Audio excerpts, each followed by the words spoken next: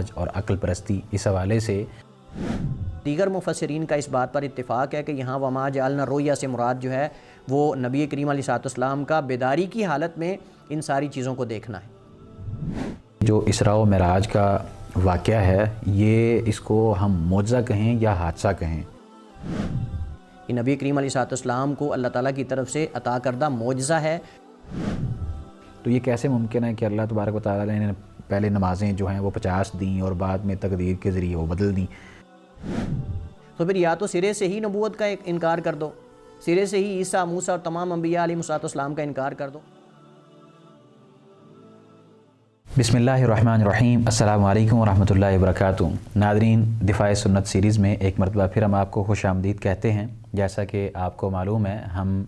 اپنے اس پروگرام کے اندر مختلف پہلوؤں کے اوپر شیخ صاحب سے رہنمائی لیتے ہیں۔ حسب روایت آج بھی ہمارے ساتھ موجود ہیں شیخ فؤاد بھٹوی حافظ اللہ تعالیٰ، جن کے ہم بہت مشکور و ممنون ہیں کہ وہ ہمارے لیے وقت نکالتے ہیں۔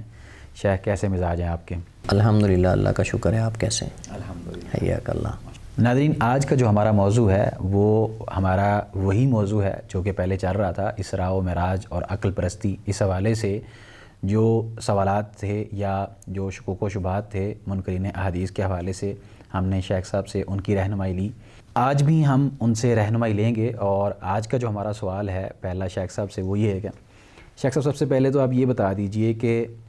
جو منکرین احادیث میں سے بعض منکرین ہیں وہ یہ اعتراض کرتے ہیں کہ قرآن کریم کے اندر جو سورۃ الاسراء ہے اس کے اندر یہ جو رؤیا کا لفظ استعمال کیا گیا ہے وہ تو اس کا اطلاق تو خواب پر ہوتا ہے، تو رسول اللہ صلی اللہ علیہ وآلہ وسلم کو کیا یہ جو معراج کا واقعہ یہ جو ان کے ساتھ پیش آیا ہے یہ خواب میں آیا ہے یا پھر ان کو جسمانی طور پر وہاں پہ لے جایا گیا اور ساتوں آسمانوں کی سیر وغیرہ کروائی گئی؟ تو ان کا یہ کہنا ہے کہ یہ تو خواب میں آیا ہے، اس بارے میں آپ کیا کہیں گے؟ ان کا یہ استدلال کرنا اس صورت سے کیا یہ درست ہے؟ الحمدللہ رب العالمین والصلاة والسلام علی اشرف الانبیاء والمرسلین نبینا محمد وعلی آلہ واصحابہ اجمعین، اما بعد۔ دیکھیے، قرآن کریم کی اس آیت سے یہ استدلال کرنا وما جعلنا الرؤیا التی اریناک الا فتنۃ للناس، یہ سورہ اسراء کی آیت ہے اور اس کا ایک حصہ ہے۔ اس سے یہ استدلال کیا جاتا ہے کہ عربی زبان میں جو رؤیا یا اور الف کے ساتھ ہے یہ نیند کے اندر کوئی چیز دیکھنے کو کہتے ہیں، یعنی خواب جس کو کہتے ہیں۔ تو لہٰذا اس سے یہ پتہ چلتا ہے کہ یہ جو معراج ہے اور اسراء جو ہے یہ اصل میں در حقیقت نبی کریم علیہ الصلوۃ والسلام کو خواب کے اندر یہ ساری چیزیں دکھائی گئی ہیں، حقیقت میں جسم اور روح کے ساتھ نہیں تھی۔ تو اس کا جواب یہ ہے کہ عربی زبان میں رآ یرا سے یہ رؤیا مصدر دو طرح آتا ہے، ایک آتا ہے رؤیتن اور ایک آتا ہے رؤیا یا اور الف کے ساتھ، اور ایک آتا ہے یا گول تا کے ساتھ رؤیتن۔ اگر تو رؤیتن آئے مصدر تو اس سے مراد تو آنکھ اور نظر سے کسی چیز کو دیکھنا ہوتا ہے حقیقت میں، اور اگر رؤیا آئے جو یہاں آیت میں استعمال ہوا ہے وما جعلنا الرؤیا التی اریناک الا فتنۃ للناس، یہاں اکثر تو یہ استعمال ہوتا ہے خواب میں کوئی چیز دیکھنا، نیند کے اندر کوئی چیز دیکھنا۔ لیکن اگر انسان نے، یہ عربی اسلوب ہے کہ لیکن اگر انسان کوئی ایسی چیز دیکھتا ہے، کوئی ایسا واقعہ دیکھتا ہے یا کسی ایسی چیز کا مشاہدہ کرتا ہے کہ جو عموماً عادتاً واقع ہونے والی نہ ہو، یا اس کے اندر کوئی عجیب چیز ہو، یا بظاہر انسان کو لگ رہا ہو کہ یہ شاید مشکل ہے یا انسانی عقل سے بالا تر ہو، انسانی طاقت سے بالا تر ہو، تو اس کے لیے بھی رؤیا کا لفظ استعمال ہوتا ہے، یعنی کسی نادر چیز کے لیے، کسی نادر مشاہدے کے لیے، نادر چیز کو دیکھنا، اور اس چیز کو دیکھنا جو انسانی طاقت سے بالا تر ہو اور اس کے اندر کوئی عجیب چیز ہو۔ تو نبی کریم علیہ الصلوۃ والسلام نے، آپ جانتے ہیں کہ اللہ کے نبی علیہ الصلوۃ والسلام کو اسراء اور معراج کے اندر جو چیزیں دکھائی گئی ہیں وہ ساری کی ساری ہی انسان کی طاقت سے بالا تر ہیں، یعنی اس دور کے اندر جس دور میں یہ جدید سواریاں اور یہ جدید وسائل نہیں تھے، نبی کریم علیہ الصلوۃ والسلام جو ہے وہ رات کے کچھ حصے کے اندر آپ مکہ سے بیت المقدس شام تک گئے، اور پھر پہلے آسمان، دوسرے، تیسرے، چوتھے، پانچویں، چھٹے، ساتوں آسمانوں کی سیر کی اور اللہ تعالیٰ سے ملاقات کی، اور آپ کو نمازوں کا تحفہ دیا گیا، اور آپ نے جنت اور جہنم کے احوال دیکھے، اور یہ ساری چیزیں یہ عجائب بھی تو ہیں، اور یہ در حقیقت جو ہے وہ معجزات ہیں جو اللہ کے نبی علیہ الصلوۃ والسلام نے یہ ساری چیزیں دیکھی ہیں اور انسانی طاقت سے بالا تر ہیں۔ تو اس وجہ سے یہاں اس اسراء اور معراج کو رؤیا سے تعبیر کیا گیا ہے، اس کے نادر ہونے کی وجہ سے اور انسانی طاقت سے بالاتر ہونے کی وجہ سے۔ اور دوسری بات یہ ہے کہ یہاں اعتبار جو ہے وہ میرا اور آپ کا نہیں ہوگا، بلکہ یہاں اعتبار مفسرین کا ہوگا۔ ہم قرآن کریم کی تفسیر کو صحابہ اکرام سلف صالحین کے منہج اور ان کے فہم کے مطابق لیں گے۔ تو عبداللہ بن عباس جو مفسر قرآن ہے رضی اللہ تعالیٰ عنہ اور حبر الامہ ہے، اور اسی طرح دیگر مفسرین کا اس بات پر اتفاق ہے کہ یہاں وما جعلنا رؤیا سے مراد جو ہے وہ نبی کریم علیہ السلام کا بیداری کی حالت میں ان ساری چیزوں کو دیکھنا ہے، چونکہ آگے اللہ تعالیٰ فرماتا ہے الا فتنۃ للناس، اللہ تعالیٰ نے اس معراج اور اسراء کے واقعے کو آزمائش بنایا ہے۔ آزمائش کیسے؟ کہ کون ہے بھلا جو اس کی تصدیق کرتا ہے، کون ہے جو اس کی تکذیب کرتا ہے۔ صاف ظاہر ہے کہ جس کے دل کے اندر تصدیق اور ایمان ہے، جو اللہ تعالیٰ پر ایمان رکھتا ہے، نبی کریم علیہ السلام کی نبوت اور آپ کی صداقت پر ایمان رکھتا ہے، وہ اس کو عقل پر پیش نہیں کرے گا، وہ چونکہ یہ غیبی چیز ہے اور اس کو تسلیم کرے گا۔ تو اس وجہ سے اللہ فرماتا ہے کہ ہم نے اس کو لوگوں کے لیے فتنہ بنایا ہے، آزمائش کا ذریعہ ہے۔ اہل ایمان جو ہوں گے وہی اس کی تصدیق کریں گے، اور جن کے دل کے اندر شک ہے، کجروی ہے، وہ اس پر قطعاً بھی جو ہے وہ یقین نہیں کریں گے۔ تو جو مفسرین کا اس بات پر اتفاق ہے کہ یہاں وما جعلنا رؤیا سے مراد خواب کے اندر دیکھنا مراد نہیں ہے، بلکہ یہاں مقصود جو ہے وہ آنکھ سے دیکھنا ہے اور حقیقت میں ان چیزوں کا دیکھنا ہے۔ اور دوسری بات یہ کہ پہلے بھی ہم پچھلے پروگرام میں یہ ذکر کر چکے ہیں کہ اللہ تعالیٰ نے قرآن کریم کے اندر سبحان الذی اسریٰ بعبدہ کا لفظ استعمال کیا ہے۔ تو عبد جو ہوتا ہے وہ جسم اور روح دونوں پر اس کا اطلاق ہوتا ہے، کہ نبی کریم علیہ السلام کو اللہ تعالیٰ نے اسراء کروائی ہے اور معراج کروائی ہے جسم اور روح دونوں کے ساتھ۔ اور اللہ تعالیٰ نے اسی وجہ سے آپ دیکھیں قرآن کریم کے اندر جتنی بھی غیبی چیزیں ذکر کی گئی ہیں، جتنے بھی واقعات ذکر کیے گئے ہیں، اللہ تعالیٰ نے وہاں اس طرح سبحان کا لفظ استعمال نہیں کیا، لیکن چونکہ یہ بظاہر خلاف عادت ہے، مطلب یہ چیزیں انسانی عقل کو بظاہر لگتا ہے کہ شاید مشکل اور بشری انسانی طاقت سے بالا تر ہیں، اللہ تعالیٰ نے اس وجہ سے شروع میں لفظ سبحان استعمال کیا ہے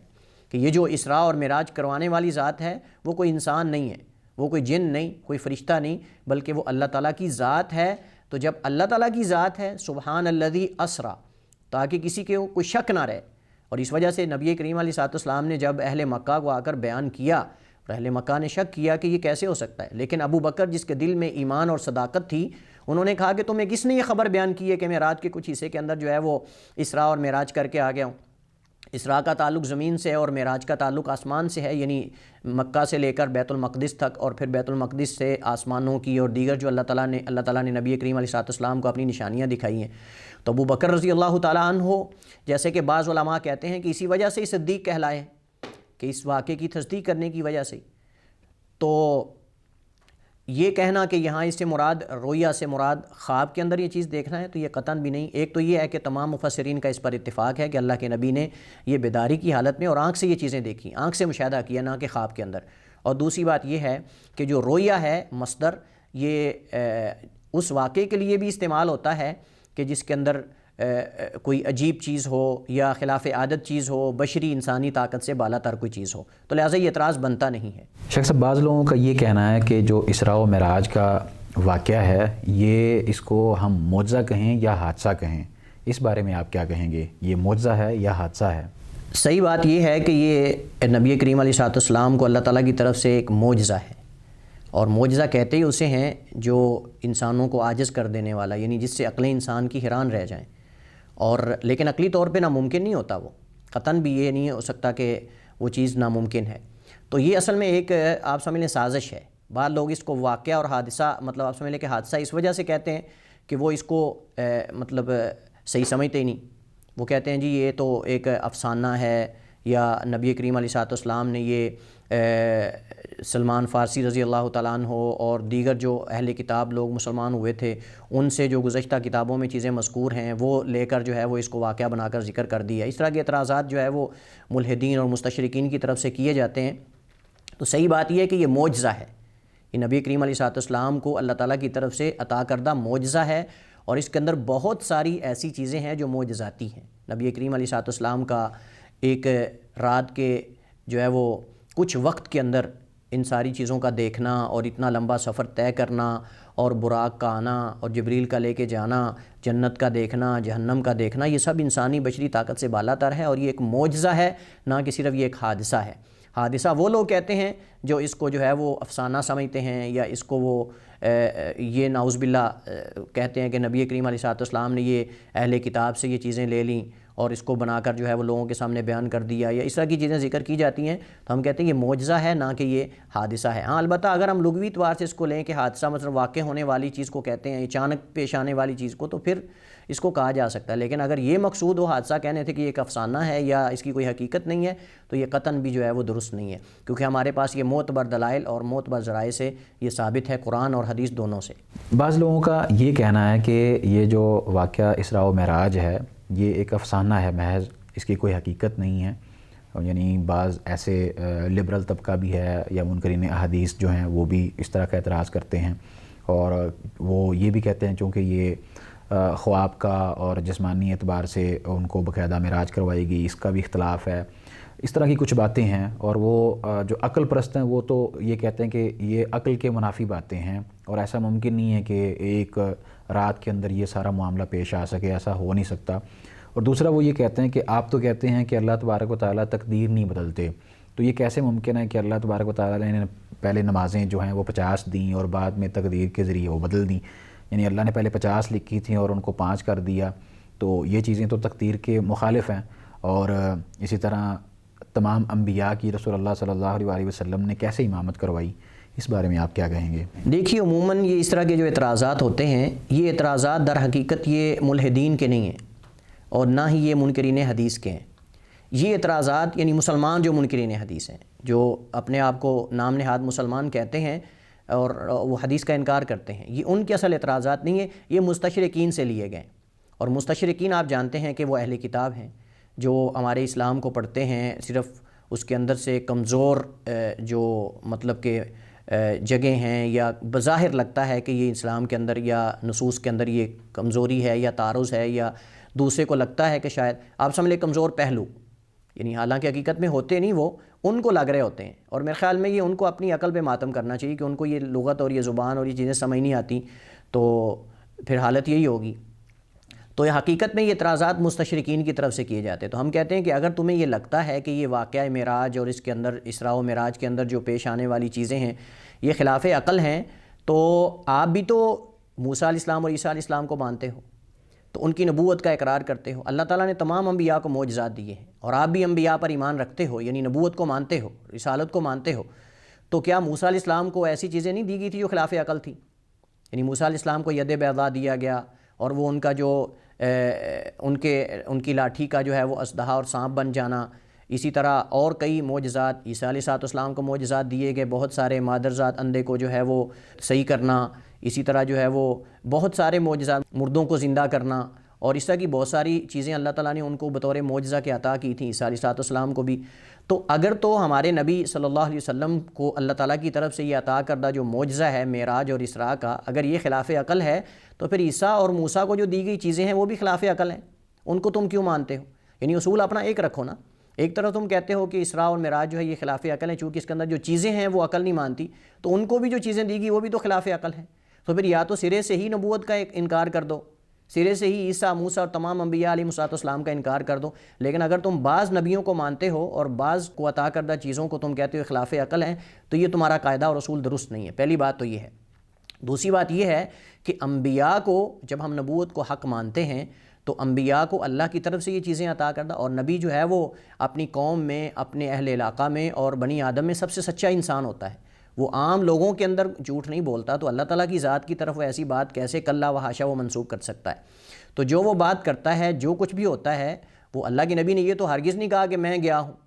یعنی مجھے جو ہے وہ میں بیت اللہ سے رات کے کچھ لمحات کے اندر شام تک گیا ہوں اور پھر پہلے آسمان تک گیا ہوں، بلکہ یہ کہا مجھے لے جایا گیا ہے، اور لے جانے والی ذات اللہ کی ذات ہے۔ یہ کہا ہی نہیں کہ مجھے کسی انسان نے جو ہے وہ یہ ساری چیزیں دکھائی ہیں یا میں خود چلا گیا ہوں، بلکہ نبی کریم علیہ السلام نے بھی تو یہ ساری چیزیں اللہ کی طرف منسوب کی ہیں۔ تو جب اللہ کی طرف منسوب کر دی گئی تو اللہ ہر چیز پر قادر ہے،